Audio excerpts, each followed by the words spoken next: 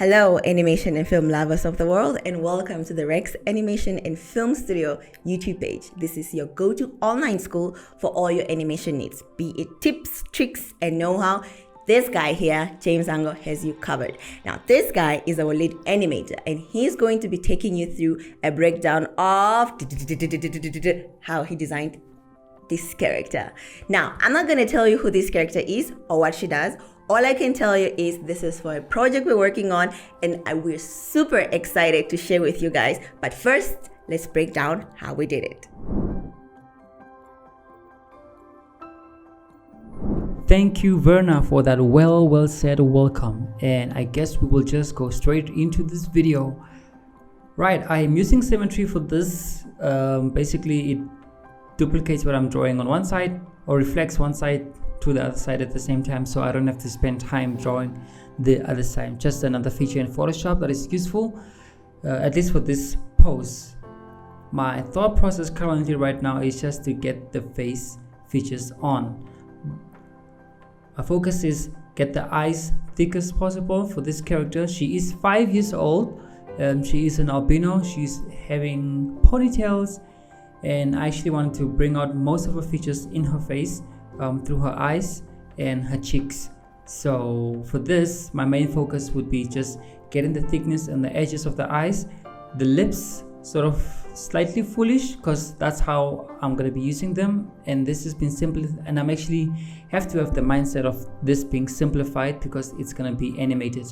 So that is my thought process. I believe like the jawline brings out the character the most here, so that's what I'm going for here, and I sort of liked where I am currently.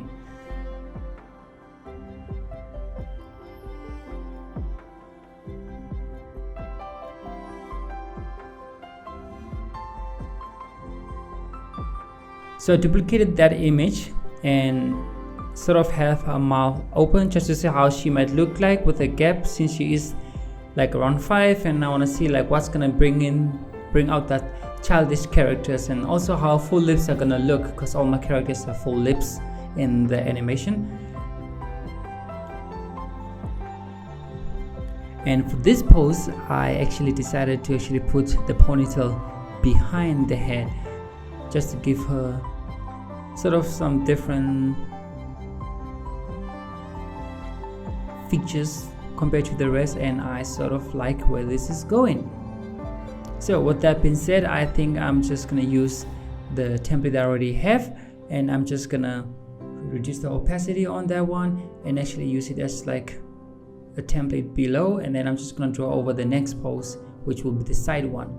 So for this, I'm just gonna measure up my eyebrows and eyes, so that I have a guideline to where I'm gonna draw the poses, so I'm not too off of the actual drawing. And the thought process here would be make this character look like the character on the previous drawing, and this is sort of very hard, but then also after practice and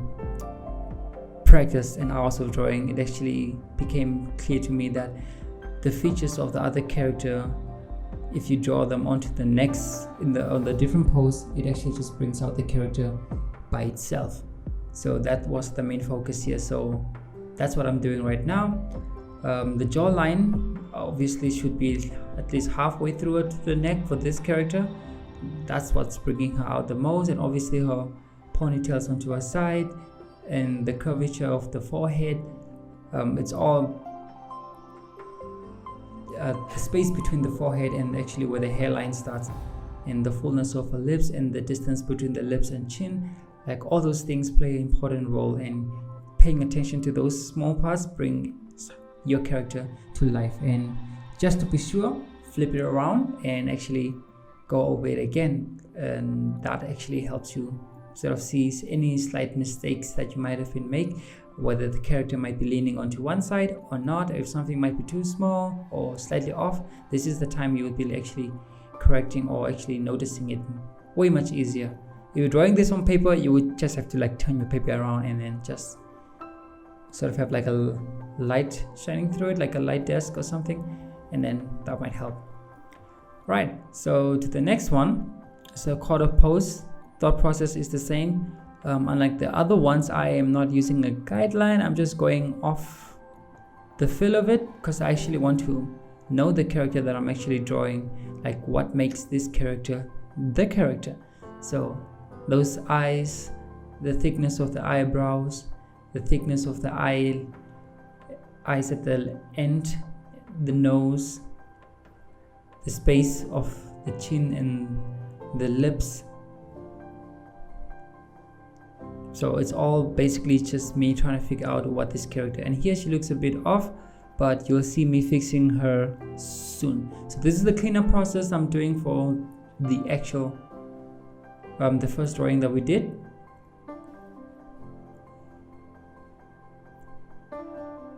And here I'm just using the custom brush that we created here at Studio Rex. It's just the pencil, sort of hard charcoal pencil brush. It has no sensitivity on it in terms of pressure points. I switched that off, and it's mostly used for designs like this, since the pencils that we're using for animating are in TV Paint, and the line width needs to be always the same. So this is the pencil that we created for that purpose in Photoshop. So if you like this process,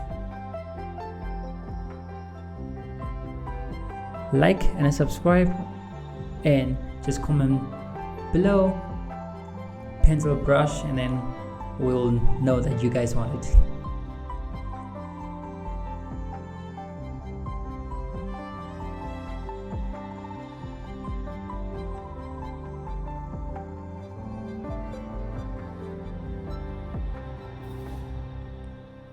So you'll see here, I'm just going by eye in terms of what the center of the lip is, but also paying attention to what my character's features are, so I can actually make the correct adjustment, which is also the eyes. Again, I'm emphasizing on the eyes because that's my focus right now.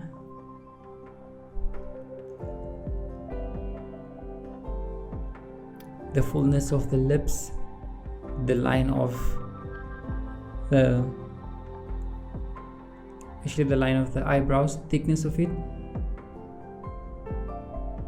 And these are all just rough cleanups, not actual ones, because it's still all experiment. I might change, I might not change.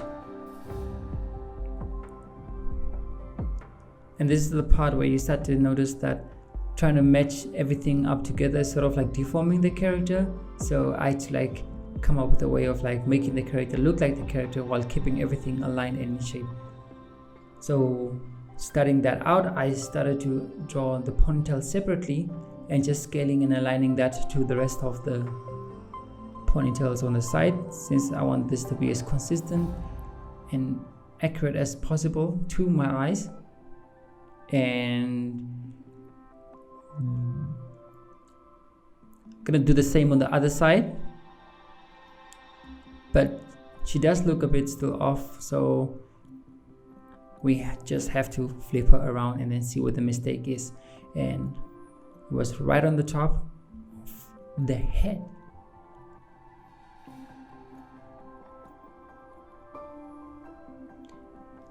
Once that is done, I would just add on some few highlights and shadows. These are just indications for like where the eye colors are gonna come in and how I'm gonna indicate them. So there we have the first head design, and now we move on to body and outfit.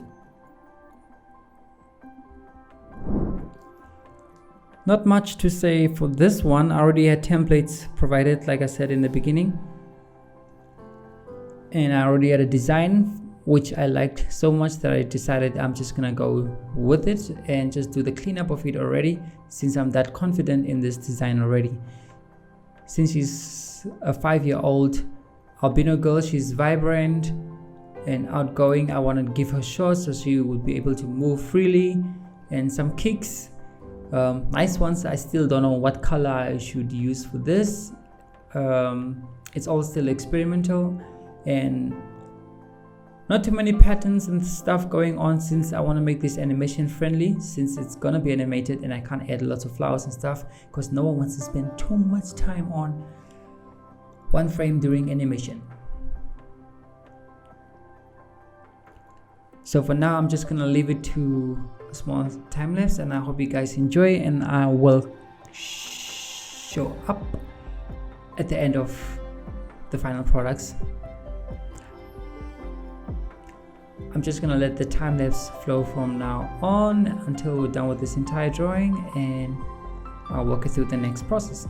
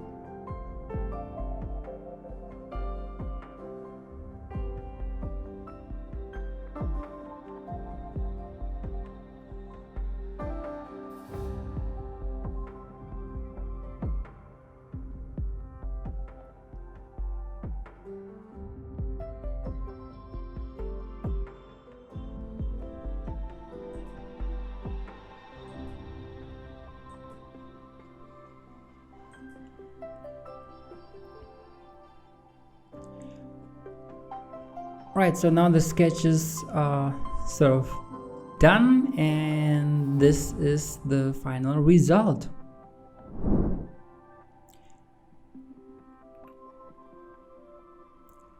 Now we move on to color.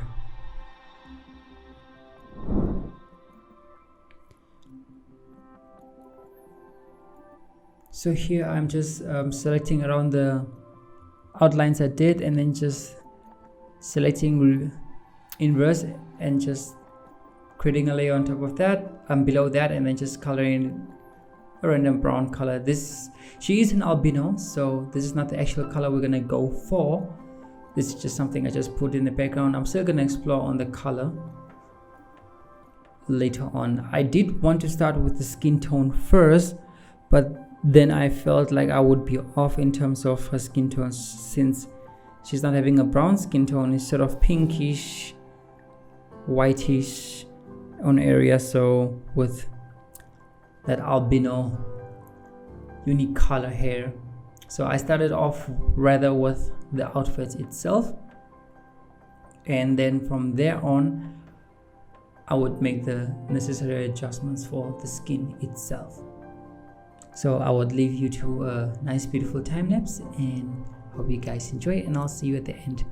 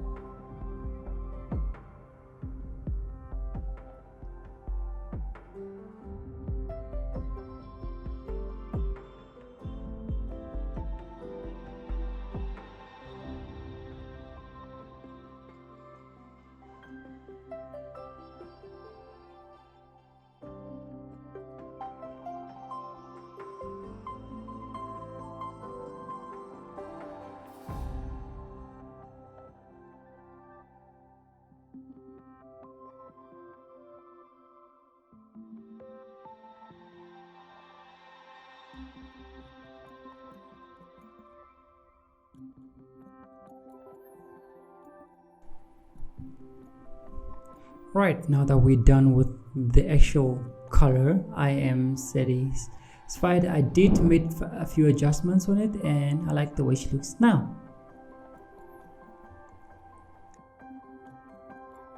As an added bonus, I decided to do different poses, and I realized the head was actually slightly larger than the body itself, and this was after me taking a break.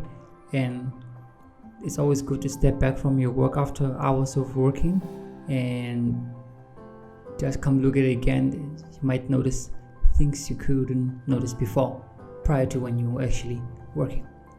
So right after that, I just jump straight into the next part, which would be drawing. For this pose, I actually had in mind she would be drinking water, since she's a very active child and very vibrant. I wanted her to be like drinking water, so because to show like maybe she was running around and then she's so tired that she has like drink some water, but sort of like a child with both hands. So the way I do all my drawings would be to draw cylinders in the mannequin form style. So basically circles and cylinders are the most shapes I'm using for this.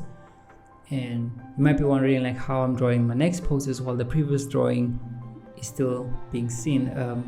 This is because I'm just using that as information and then drawing the next one, the next pose based off that information.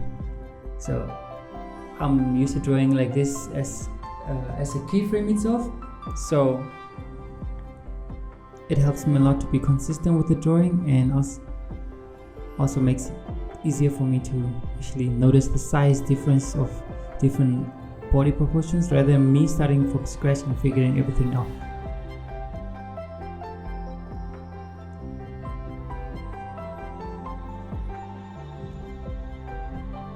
So that's the process I'm going to be using for the rest of this part, and I'll just leave it to another time lapse so you can enjoy my construction process of how to do different poses.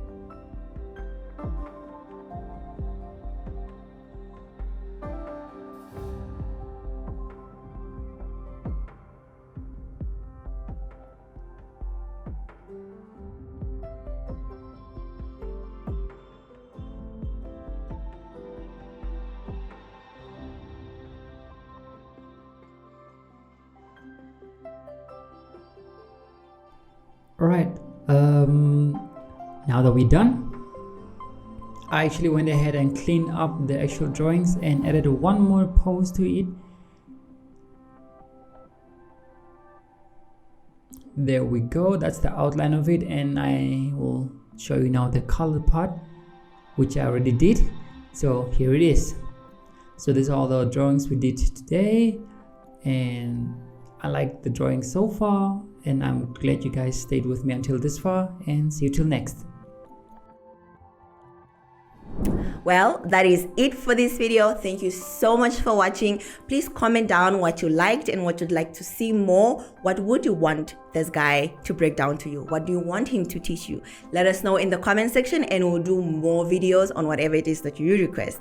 Now, if you like content like this, stay tuned, subscribe to this channel, because our next video is going to be on drawing poses. So be sure to not miss out. Subscribe, like, comment, be part of the community. Follow us on all of our social medias. We're present on Facebook, Instagram, Twitter, LinkedIn, you name it. Just go on, search for Rex Animation and Film Studio, and hit that follow, like, subscribe button, and we'll see you in the next video. Bye.